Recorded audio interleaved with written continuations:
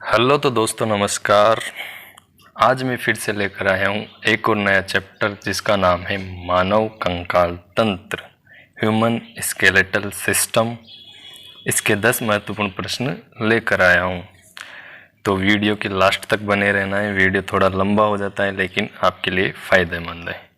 ठीक है, तो वीडियो को अगर अच्छा लगे तो वीडियो को लाइक, शेयर, कमेंट और चैनल को सब्सक्राइब भी कर देना है। इसी के साथ मैं वीडियो को स्टार्ट करता हूँ। तो स्टार्ट करते हैं अपन पहला प्रश्न का। कंकाल का कार्य है शरीर को निश्चित आकार प्रदान करना, शरीर को गति देने में सहायक, शरीर के अंगों की सुरक्षा करना और उपरोक्त सभी।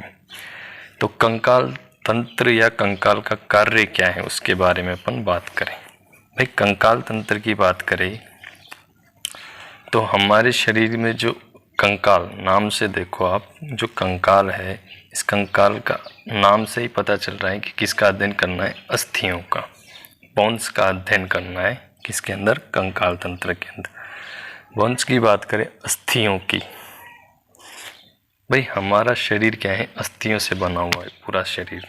ठीक है, अगर आप खुद देखो कि अगर अस्थियों, जैसे अगर हमारे शरीर में अस्थियां नहीं होगी तो अस्थियां नहीं होगी तो हमारा शरीर कैसा होगा? बिल्कुल गोल हो जाएगा, बिल्कुल बॉल के समान। ठीक है, तो अस्थियां से हमारा शरीर क्या है? बना हुआ है। ठीक है, एक बात कि हमारे शरीर को क्या है? अस्थि जो कंकाल है ये एक प्रकार से निश्चित आकार प्रदान कर रहा है। ठीक है, और फिर बात करूँ जैसे मेरे ये हाथ है, मैं इस हाथ को आपकी तरफ कर रहा हूँ तो किन के माध्यम से? अस्थियों के माध्यम से। ये हाथों में मूवमेंट हो रही है या गति हो रही है, वो किसके माध्यम से? अस्थियों के माध्यम से। यानी हम शरीर, अगर हमारा कंकाल नहीं हो, कंकाल या हमारी अस्थियाँ नहीं हो तो हम चल भी नहीं सकते।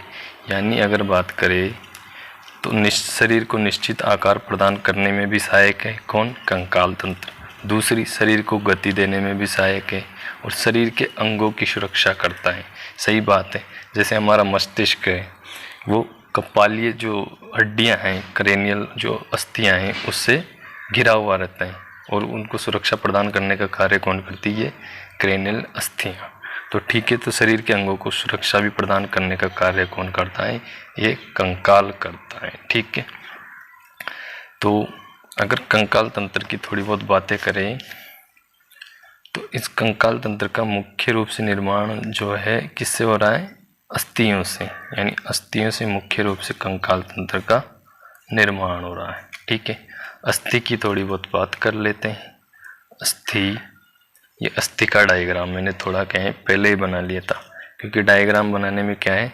समय ज़्यादा लगता है, टाइम ज़्यादा लगता है। ठीक है, तो अस्थि के जो बाहरी आवरण है, चारों ओर का आवरण, इसे कहा है पेरिओस्टियम। ये वाला चारों ओर का आवरण जिसे क्या कह देते हैं? पेरिओस्टियम। ठीक है, ये पेरिओस्टियम अस्थियों के चारों ओर का आवरण। फिर अस्थि के जो अंदर का आवरण कहलाता है एंडोस्टियम, और अस्थि के अंदर ही क्या भरा हुआ है? मैट्रिक्स, आधात्री, जिसे अपन बोलते हैं मैट्रिक्स या आधात्री। ठीक है, और अस्थि जो है, अस्थि के किनारों पर होती है लाल अस्थि मज्जा, और अस्थि के बीचों बीच जो पीली कलर में लिखी हुई है उसे कहते थे पीली अस्थि मज्जा या येलो बोन मैरो। अब ये पीली अस्थि मज्जा और लाल अस्थि मज्जा करती क्या है?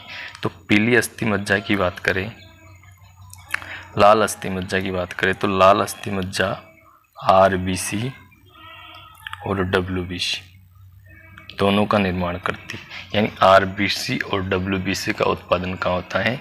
लाल अस्थि मज्जा में या रेड बोन मैरो में। ठीक है, पीली अस्थि मज्जा की बात करें तो पीली अस्थि मज्जा में अगर शरीर में अचानक आरबीसी की कमी, यानी अचानक शरीर में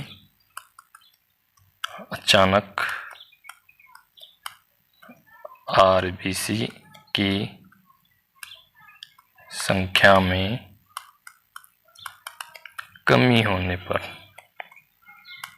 क्या करेगी? ये आरबीसी का उत्पादन। अगर अचानक आरबीसी की संख्या में कमी हो जाएगी उस समय ये क्या करेगी? आरबीसी का उत्पादन। कौन? येलो बोन मैरो या पीली अस्थि मज्जा। ठीक है। सामान्य रूप से तो लाल अस्थि मज्जा या रेड बोन मैरो क्या करेगी, आरबीसी का उत्पादन करेगी। लेकिन अगर शरीर में अचानक से आरबीसी की कमी हो जाती है तो उस समय ये पीली अस्थि मज्जा या येलो बोन मैरो भी क्या करेगी, आरबीसी का उत्पादन। ठीक है, तो ये अस्थि का एक टिपिकल प्रारूपिक अस्थि की संरचना है, यानी टिपिकल बोन्स की स्ट्रक्चर। ठीक है, तो अस्थि के बारे में, अस्थि क्या है, एक प्रकार से अगर बात करें तो जैसे अपन ब्लड की बात करें, ब्लड क्या था, एक तरल संयोजी ऊतक था। वैसे ही अस्थि क्या है, एक जैसे ब्लड क्या था, तरल पदार्थ था, वैसे ही अस्थि जो है एक क्या है, ठोस पदार्थ। ठीक है, और अपन ने ब्लड के अंदर भी बात की थी कि जो ऊतक होते हैं हमारे शरीर में, ऊतक 4 प्रकार के ऊतक पाए जाते हैं। कौन कौन से, उपकला ऊतक, पेशी ऊतक, संयोजी ऊतक और उपकला ऊतक, पेशी ऊतक, संयोजी ऊतक और तंत्रिका ऊतक, 4 प्रकार के ऊतक पाए जाते हैं। उनमें से जो संयोजी ऊतक है वो क्या था, ब्लड, यानी ब्लड क्या था, एक तरल संयोजी ऊतक।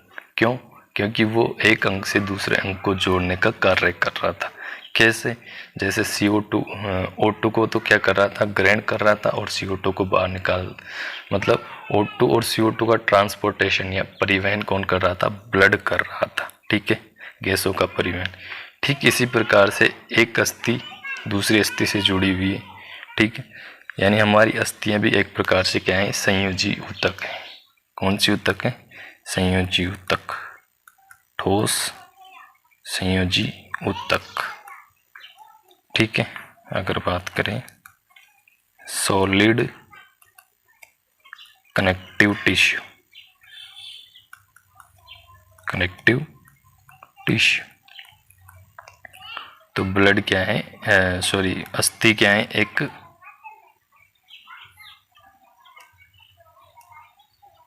अस्थि क्या है, एक ठोस संयोजी ऊतक, ब्लड क्या है, एक तरल संयोजी ऊतक। ठीक है, तो दोनों की अपन ने बात कर ली कि आरबीसी, तो अस्थि की संरचना, स्ट्रक्चर भी अपन ने देख ली। अगली बात करते हैं, पहला प्रश्न क्या हो जाएगा, पहले प्रश्न का आंसर हो जाएगा, यानी शरीर को निश्चित आकार भी प्रदान कर रहा है कंकाल तंत्र, शरीर को गति देने में भी सहायक है, शरीर के अंगों की सुरक्षा भी कर रहा है, यानी आंसर हो जाएगा डी।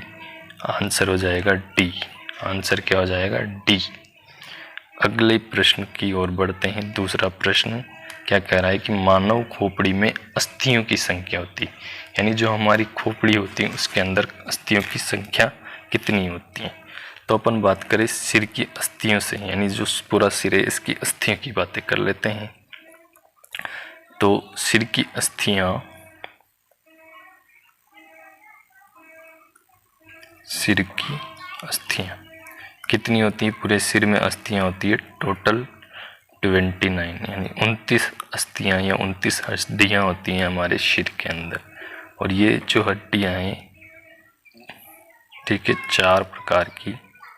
ठीक है, अभी बात करेंगे एक एक की, 4 प्रकार के। जैसे अपन बात करेंगे सबसे पहले खोपड़ी की अस्थियां, खोपड़ी की अस्थियां को कह देते हैं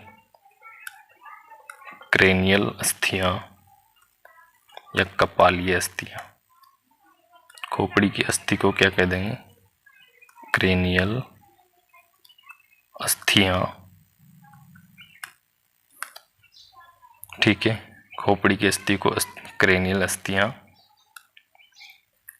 और ये जो क्रेनियल अस्थियां ये कितनी होती है संख्या में, ये होती हैं 8। खोपड़ी की अस्थियां जिसे अपन बोल सकते हैं ये कितनी होती हैं, 8 होती है। कौन कौन सी होती हैं उनकी भी बात कर लेते हैं। होंगी, देखो, जैसे सबसे सामने होती है हमारे, ये जो यहाँ पर होती है बिल्कुल कठोर हड्डी होती है, इसे कहते हैं फ्रंटल, पहली हड्डी फ्रंटल अस्थि, फ्रंटल अस्थि कितनी होती है, 1, संख्या में कितनी होती है, 1। दूसरी बिल्कुल यहाँ पर दोनों तरफ पाई जाती है जिसे बोलते हैं पैराइटल, पैराइटल अस्थि, दो अस्थियां पाई जाती पेट्स में, एक और दो, जिसे बोलते हैं पैराइटल। पैराइटल अस्थि, पैराइटल अस्थि कितनी होती है? दो। उसी के बाद तीसरी जो अस्थि है, जो टेम्पोरल अस्थि, एक इधर पाई जाती है, एक इधर, यहाँ पर, एक यहाँ पर। टेम्पोरल अस्थि बिल्कुल हमारे जो कान है इनके ऊपर पाई जाती हैं, जिसे बोलते हैं टेम्पोरल, टेम्पोरल अस्थि। और ये भी कितनी होगी? दो। ठीक है। इसके बाद चौथी हड्डी है जिसे अपन बोल सकें ऑक्सीपिटल, बिल्कुल यहाँ पर पीछे पाई जाती है, हमारे सिर के पीछे जो अस्थि पाई जाती है उसे बोलते हैं ऑक्सीपिटल, ऑक्सीपिटल अस्थि। और दो अस्थियाँ ऐसी है, ये कितनी होती हैं? एक। दो अस्थियाँ ऐसी है जो हमें दिखाई नहीं देती, ठीक है। एक तो है एक स्फेनोइड और एक एथेमॉइड, स्फेनोइड और एथेमॉइड। ये दो अस्थियाँ ऐसी है जो हमें दिखाई नहीं देती, बिल्कुल अंदर होती है, हमारे शरीर मस्तिष्क के अंदर पाई जाती। तो एक एक की होती, तो कितनी? एक एक दो, तीन, दो पाँच, दो सात और एक आठ, यानी कितनी होगी? एक फ्रंटल, दो पैराइटल, तीन, दो टेम्पोरल, पाँच हो गई, और एक एक्सिपिटल, छः हो गई, और एक स्फेनोइड, सात, और एक एथेमाइड, आठ, यानी आठ कपालीय अस्थियां हो गई या क्रेनियल अस्थियां हो गई। इन्हें क्या कह देते हैं अपन? क्रेनियल या खोपड़ी की अस्थियां, ठीक है। खोपड़ी, खोपड़ी कह देते हैं इसी को। क्या कहते हैं इसी को? खोपड़ी, ठीक है। तो अपन ने 8 अस्थियों की बात की, अभी सिर की अस्थियों की बातें कर रहे हैं अपन। तो अपन ने किसकी बात कर ली? जो सिर, हमारी जो खोपड़ी है उस खोपड़ी की बात कर ली। अब आते हैं अपन अपने चेहरे पर। तो चेहरे की अस्थियां कितनी होती हैं भाई? चेहरे की अस्थियां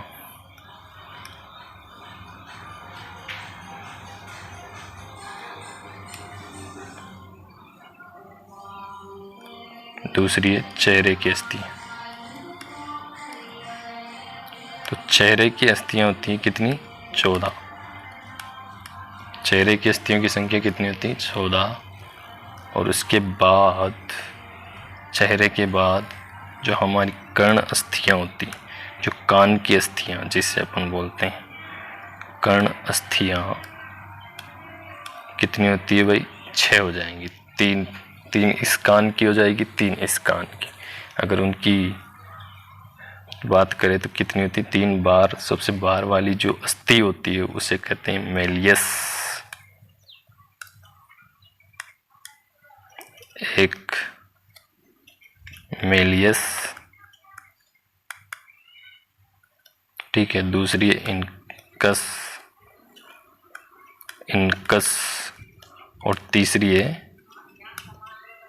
स्टेपिस। तो कर्ण अस्थियां कितनी हो गई? 6 हो गई। कौन कौन सी? जैसे मेलियस कितनी हो गई? 2, दोनों कानों में। इनकस भी दोनों कानों में पाई जाएगी, और ये स्टेपिस भी 2-2, यानी 2-2-2 कितनी हो गई? 6 अस्थियां हो गई टोटल। कितनी अस्थियां हो गई? 6, ठीक है। तो कर्ण अस्थियां कितनी हो गई? 6। अपन ने बात की खोपड़ी की, कितनी हो गई? 8। चेहरे की अस्थियां 14, 14 और 8 कितनी होगी? 22, और 22 और 6 कितनी हो गई? 28। तो सिर की अस्थियां टोटल कितनी थी? 29, यानी एक हड्डी एक और है सिर की अस्थियों में, ठीक है। एक हड्डी एक और है जिससे अपन बोलते हैं हायोड। क्या बोल देते हैं? हायोड अस्थि।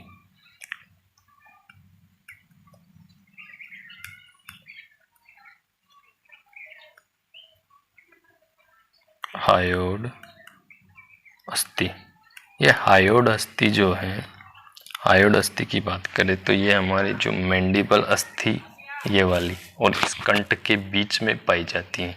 जिसके द्वारा जो हमारे शरीर के जो पेशीय भाग जैसे जीभ वगैरह जुड़ी रहती हैं। और एकमात्र अगर मैं बात करूँ हायोइड अस्थि की, तो कंकाल तंत्र की एकमात्र ऐसी हड्डी है या अस्थि है जो किसी अन्य अस्थि से जुड़ी नहीं होती है। ठीक है, यानी कंकाल तंत्र की एकमात्र ऐसी हड्डी, कंकाल तंत्र की एकमात्र ऐसी हड्डी जो अन्य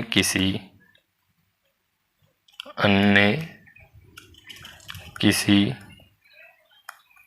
अस्थि से जुड़ी नहीं होती है। यानी कंकाल तंत्र की एकमात्र ऐसी हड्डी है जो किसी अन्य अस्थि से जुड़ी नहीं होती है। ठीक है, ओनली किससे जुड़ी रहती है? वो मांसपेशियों से जुड़ी रहती है। तो अपन ने टोटल हायोइड हड्डी कितनी है? एक। कितनी है हायोइड अस्थि? एक। तो टोटल 29 अस्थियों की अपन बात कर चुके हैं। जो चेहरे की अस्थियां हैं, उस चेहरे की अस्थियों की अपन ने ओनली नंबर्स देखें। इनकी जो पूरी जो अस्थियों के नाम अपन जैसे अपन स्केलेटल सिस्टम के अगर डिटेल में पढ़ेंगे तब अपन इनकी बातें करेंगे। चेहरे की अस्थियों की जो 14 प्रकार की अस्थियां होती हैं। ठीक है, तो अपन ने 29 जो हड्डियां हैं सिर की उसके बारे में बात कर ली। तो अपना प्रश्न क्या है वो देखो सबसे पहले। ठीक है, प्रश्न क्या है कि मानव खोपड़ी में अस्थियों की संख्या है। तो खोपड़ी की जो अस्थियों की संख्या कितनी है? 8। अपन ने देखी है जो क्रेनियल अस्थियां हैं वो क्या है? खोपड़ी की अस्थियां। ठीक है, तो खोपड़ी की जो अस्थियां हैं कितनी है? 8। तो आंसर कितना हो जाएगा? आंसर हो गया सी। आंसर हो गया सी। जो 14 है ये 14 क्या है? फेशियल अस्थियां या फेशियल बोन। ठीक है, फेशियल बोन्स कितनी? चेहरे की अस्थियां। ठीक है, 6 जो है ये क्या है? कर्ण अस्थियां हैं। ठीक है, कर्ण अस्थियां, कर्ण अस्थियां। ठीक है, तो आंसर क्या आ गया? C. Option is the C correct answer. तो अगले प्रश्न की ओर बढ़ते हैं। पेशियों में थकान होती है।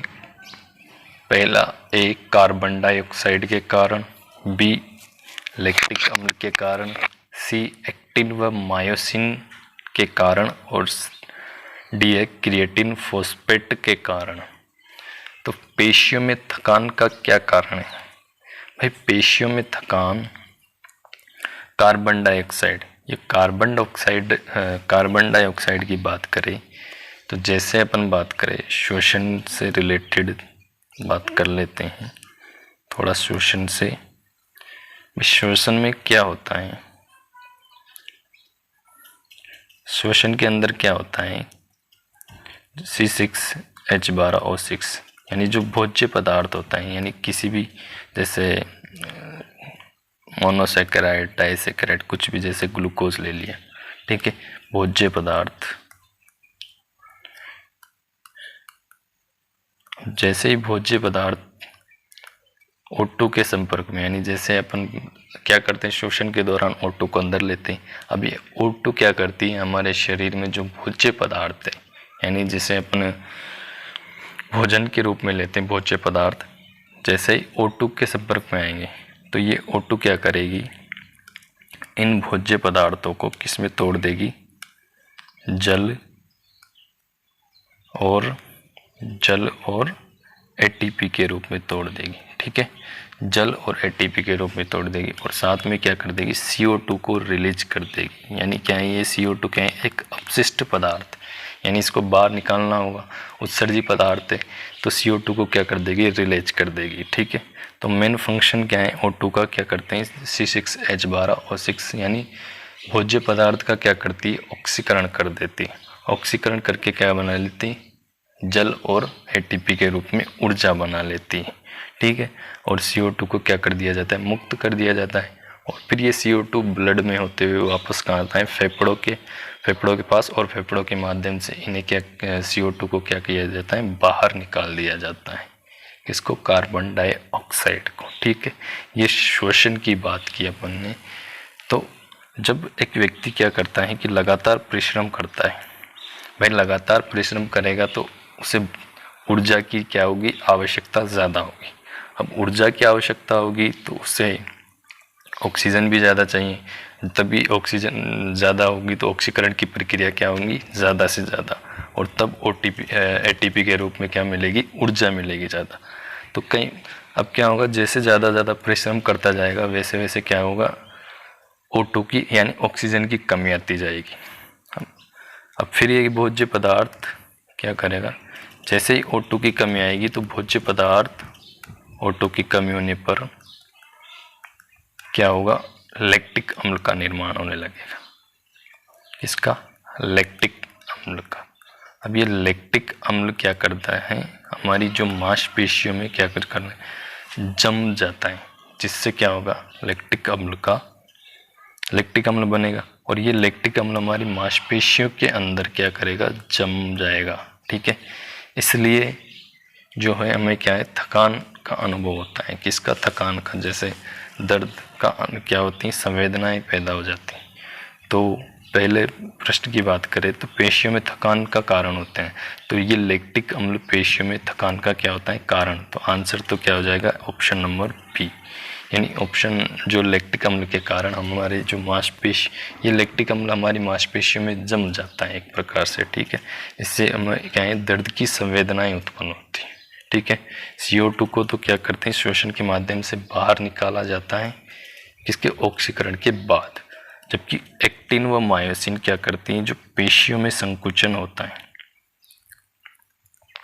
पेशियों में संकुचन, कॉन्ट्रैक्शन, पेशियों में संकुचन को क्या करती हैं, पेशियों में संकुचन के लिए आवश्यक रूप से क्या है, ये आवश्यक प्रोटीन है। पेशियों में संकुचन के लिए आवश्यक प्रोटीन एक्टिन व मायोसिन की बात करें तो एक्टिन व मायोसिन क्या है, पेशियों में संकुचन के लिए जो आवश्यक प्रोटीन, उसे कहते हैं एक्टिन और मायोसिन। ठीक है, एक प्रकार से क्या है, ये प्रोटीन है। जबकि पेशियों में संकुचन के लिए जो आवश्यक तत्व है, पेशियों में संकुचन के लिए आवश्यक तत्व की बात करें, पेशियों में संकुचन के लिए अगर आवश्यक तत्व की बात करें तो आवश्यक तत्व कौन सा हो जाएगा, कैल्शियम प्लस 2। ठीक है, आवश्यक तत्व तो कौन सा है, कैल्शियम +2, और पेशियों में संकुचन के लिए आवश्यक प्रोटीन कौन सी, एक्टिन व मायोसिन। ठीक है, और डी ऑप्शन की बात करें, क्रिएटिन फॉस्फेट के कारण है। तो क्रिएटिन फॉस्फेट के कारण जो मांसपेशियों में, ये क्रिएटिन फॉस्फेट क्या करता है, मांसपेशियों में एटीपी का उत्पादन करता है। तो ये क्रिएटिन फॉस्फेट क्या करेगा, मांसपेशियों में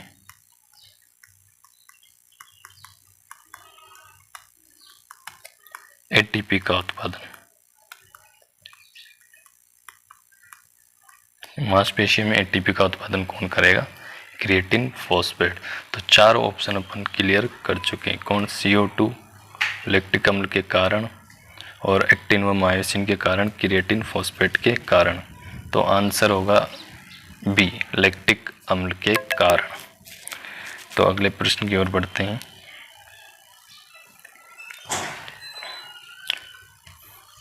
हैवर्शियन तंत्र पाया जाता है, हैवर्शियन तंत्र पाया जाता है पाचन तंत्र में, श्वसन तंत्र में, उत्सर्जन तंत्र में, कंकाल तंत्र में। तो हैवर्शियन तंत्र जो है कंकाल तंत्र के अंदर पाया जाता है। हैवर्शियन तंत्र की बात करें तो ज़्यादा अभी इतना ही ध्यान रखना है कि कंकाल तंत्र या स्केलेटल सिस्टम,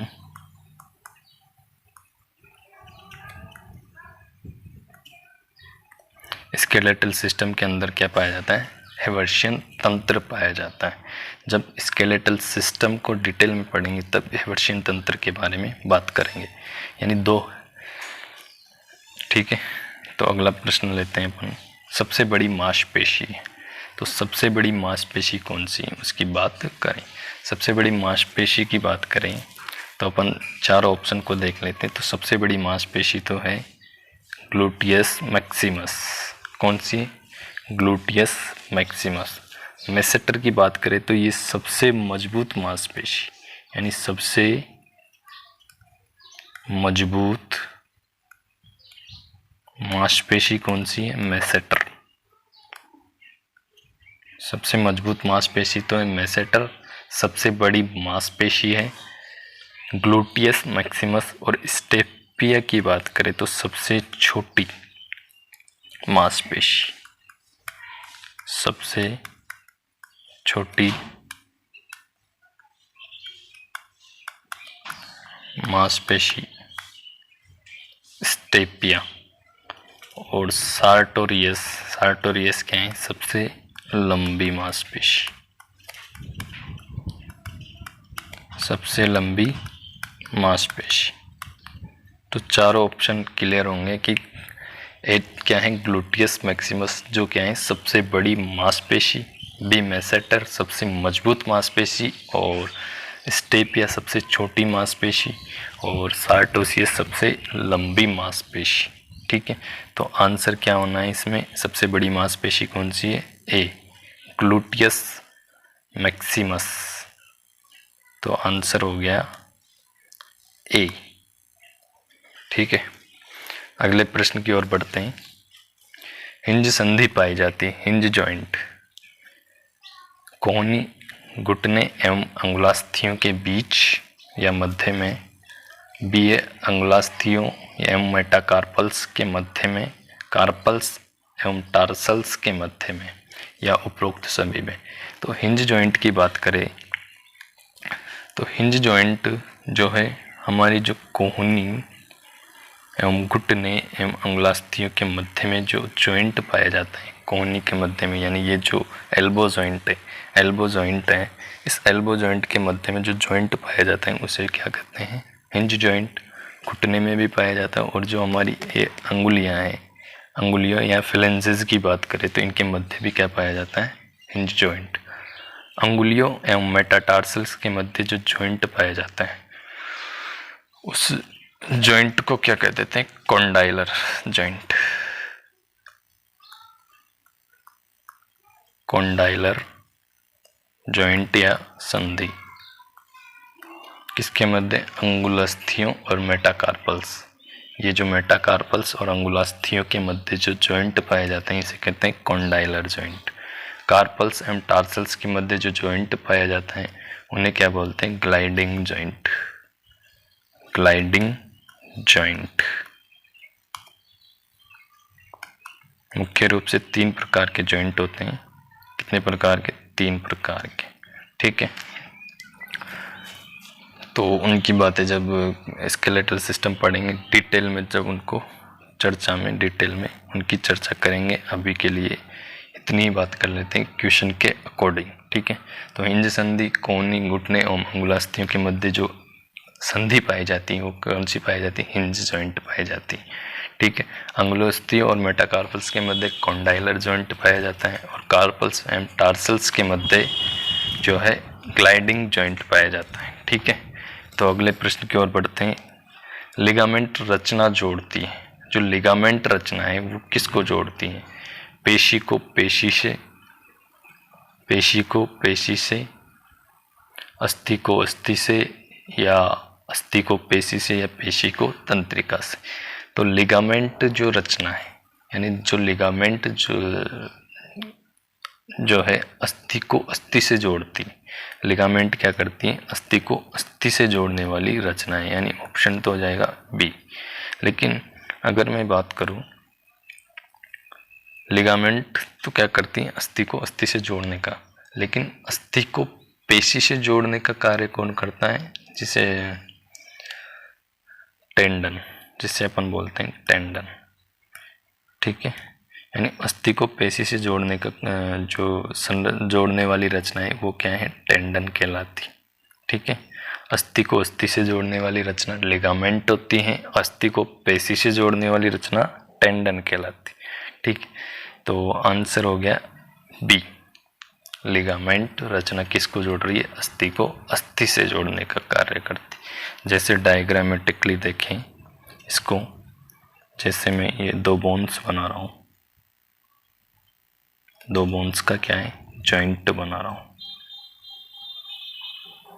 तो ये जो बिल्कुल बाहर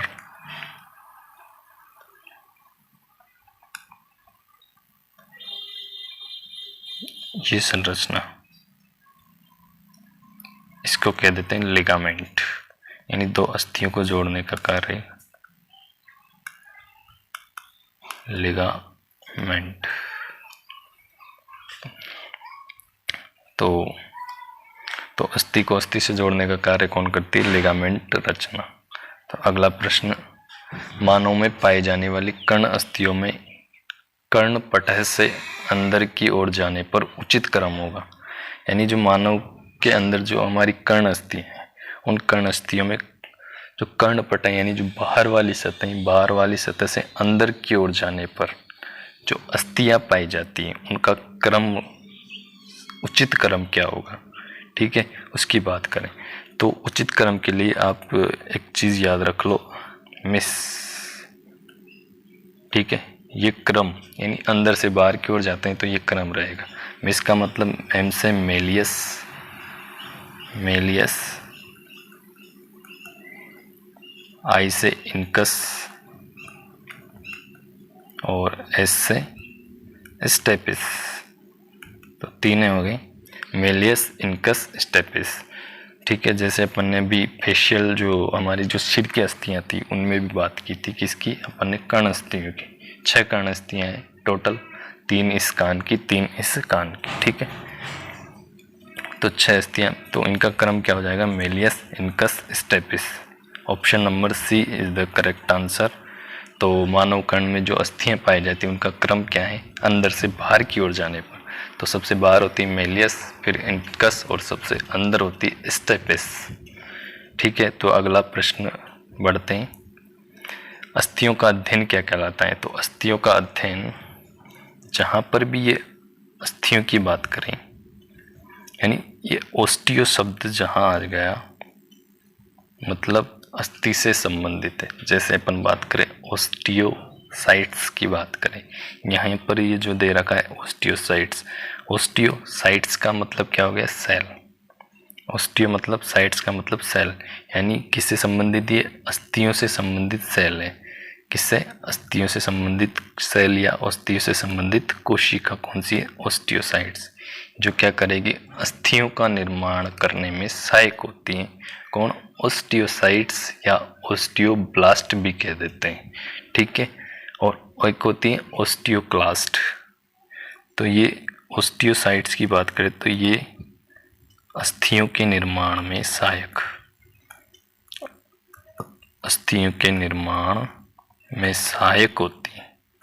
ठीक है, इसकी बात करें तो ओस्टियोसाइट्स की बात करें, ओस्टियोलॉजी, ओस्टियो आ गया शब्द, किससे संबंधित है? अस्थियों से। अध्ययन लॉजी। ठीक है, तो ओस्टियोलॉजी, अस्थियों का अध्ययन क्या कहलाएगा? ओस्टियोलॉजी। आंसर तो क्या हो जाएगा? ऑप्शन डी आंसर हो जाएगा। जबकि अपन बात करें ओडोंटोलॉजी, किस किस की? Odontology,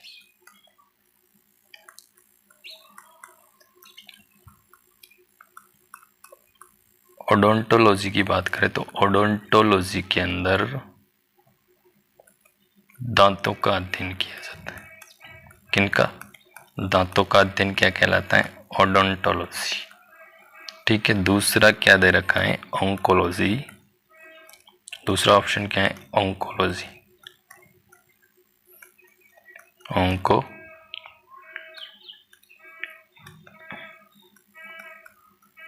oncology.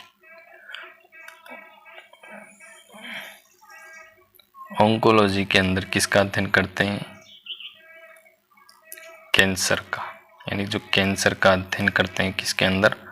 ऑन्कोलॉजी। ठीक है, कैंसर का अध्ययन कहाँ करते हैं? ऑन्कोलॉजी के अंदर। तो ऑप्शंस की बात करें तो ओडोंटोलॉजी के अंदर दांतों का अध्ययन करते हैं, ऑन्कोलॉजी के अंदर कैंसर का अध्ययन, ओस्टियोसाइट्स क्या करते? अस्थियों के निर्माण से संबंधित जो सेल्स हैं उन्हें कहते हैं ओस्टियोसाइट्स या ओस्टियोब्लास्ट कह देते हैं। और ओस्टियोलॉजी क्या है, किससे संबंधित है, अस्थियों का अध्ययन क्या कहलाता है, ओस्टियोलॉजी। ठीक है। जबकि ओस्टियोसाइट्स की बात करें तो ओस्टियोसाइट्स में अस्थियों के निर्माण करने वाली सेल्स होती हैं। एक और होती हैं जिन्हें कह देते हैं ओस्टियोक्लास्ट। क्या कहते थे, ओस्टियोक्लास्ट, ओस्टियो। अब देखो ओस्टियो शब्द जहाँ आ गया यानी अस्थियों से संबंधित है। क्लास्ट, क्लास्ट का मतलब नष्ट करने वाली। ठीक है, यानी किनको नष्ट करने वाली, अस्थियों को नष्ट करने वाली सेल्स अस्थियों को नष्ट करने वाली सेल कौन सी, ओस्टियोक्लास्ट, ओस्टियोब्लास्ट, ओस्टियोक्लास्ट। ब्लास्ट के अंदर निर्माण करने वाली सेल्स आती हैं, क्लास्ट के अंदर नष्ट करने वाली सेल्स आती हैं। तो यही बात अपन ने कहा कि ये ओस्टियोसाइट्स को भी कह देते हैं, ओस्टियोब्लास्ट भी कह देते हैं। ठीक है, तो ओडोंटोलॉजी, ऑन्कोलॉजी, ओस्टियोसाइट्स तीनों के बारे में अपन चर्चा कर चुके हैं। और अस्थियों का अध्ययन किसे के अंदर करते हैं, ओस्टियोलॉजी के अंदर करते हैं, जिससे अपन आंसर क्या आ गया अपना, option number D is the correct answer, option number D. तो आज का अपना लास्ट प्रश्न आ गया अब, जिस कि मानव शरीर का सबसे कठोरतम ऊतक है। देखो यहाँ पर थोड़ा ध्यान रखने की बात है कि मानव शरीर का सबसे कठोरतम ऊतक, ऊतक की बात आ गई यहाँ पर। एक और चीज होती है कि मानव शरीर का सबसे, एक तो होता है कठोरतम पदार्थ।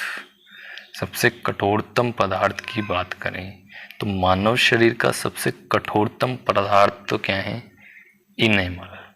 कौन सा है, इनेमल। जबकि अगर मैं बात करूं ऊतक की बात करें कि मानव शरीर का सबसे जो कठोरतम ऊतक है, उस कठोरतम ऊतक कौन सा है, कठोरतम ऊतक अस्थि। अपन ने बात भी की थी कि अस्थि क्या है, एक ठोस संयोजी ऊतक है। अस्थि क्या है, एक ठोस संयोजी ऊतक है।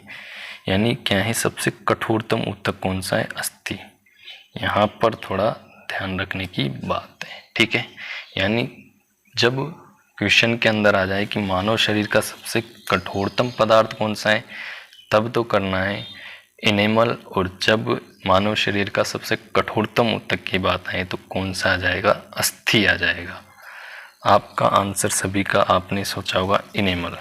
ठीक है, लेकिन आंसर क्या होगा, सी आंसर इसका होने वाला है, यानी होगा। ठीक है, सी आंसर करेक्ट आंसर हो जाएगा किसका, मानव शरीर का कठोरतम पदार्थ। तो आज के अपने 10 प्रश्न कंप्लीट हो चुके हैं।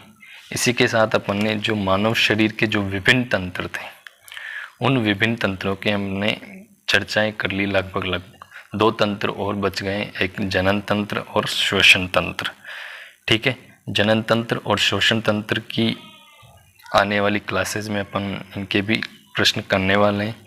ठीक है, इसी के साथ हमारा जो मानव तंत्र है, जो मानव शरीर के विभिन्न तंत्र हैं, उनकी क्वेश्चन है कंप्लीट हो जाएंगे।